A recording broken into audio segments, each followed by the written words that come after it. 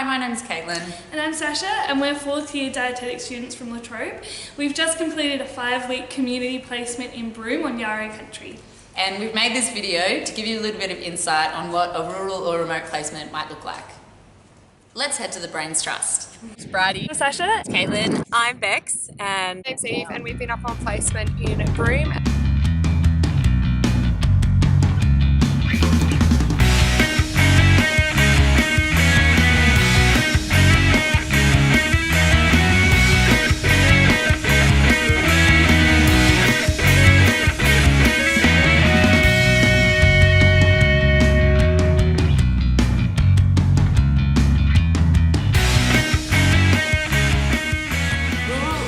Placements are often swapped or avoided, and for a number of reasons. Miss home, and my partner is missing out on sporting things. When you're a part of a team and you're going into finals, like, it's a commitment, so having to give up that. Not all of the time you're going to know the people that you're going with. And I had no idea what I'd be doing up here or if I'd meet anyone. Money might be a bit difficult if I can't work for that long. Didn't have a lot of cultural knowledge of the area and didn't know how to incorporate cultural safety into practice. They're all reasonable and fair experiences and feelings that a lot of people have when deciding to go rural. But it's not all bad. Although the journey to go rural or remote is extremely unforgettable.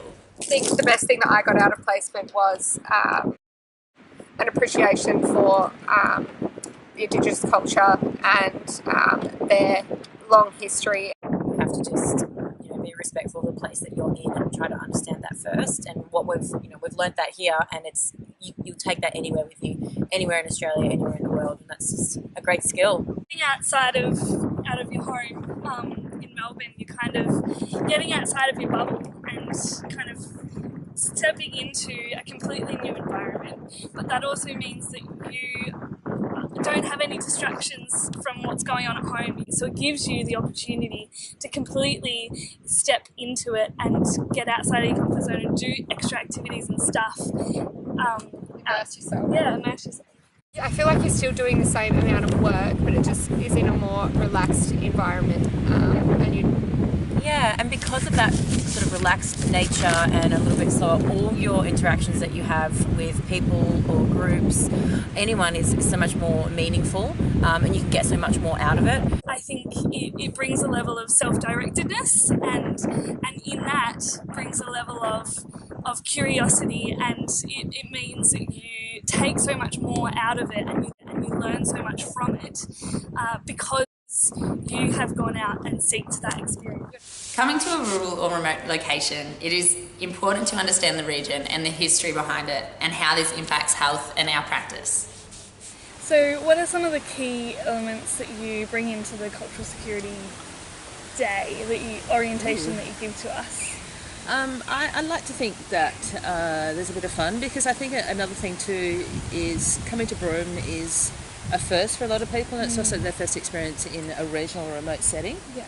So I think a lot of students that I've seen, they turn up and they're really overwhelmed, because if they're not already scared about the crocs and the mosquitoes, the other fear, and it's kind of one of the sort of anxious things, is about the fear of engaging with Aboriginal people. And I think at the end of the day, what we have to remember is all humans are the same inside, we just look different on the outside. And I think that's really key to being a good health practitioner too. The cultural induction is really important when you come here first up, so that's really, really important. If you don't have that, then, and the thing about Aboriginal cultures too is they're different no matter wherever you go. So, for example, the stuff that Aboriginal people, Yarra people in Broome are quite different, say to Noongars in Perth. Yeah, so the cultural security is around understanding that Aboriginal people have got a very different way of working. So it's about developing the skills to get the information you need, but in a completely non-judgmental manner. If you're thinking of going rural, here are some handy tips. Don't come in with an agenda. Be flexible with your thinking and with your sort of strategy. Say yes to any experience that gets thrown your way. And ask for more experiences. If there's an avenue or anything that you want to build, then ask for it. It never hurts to ask. Become so close with the people that you're on placement with, and they become like your biggest support. They're in it with you and feel way more supported than you do at home. Being yourself too, like don't be afraid. I think that's half the problem with wars and religion, and people are scared of each other, and I think if you just open up and be kind and be yourself, then often that works. That's half the barrier to achieving and doing good things. So don't let a rural or remote placement slip between your fingers.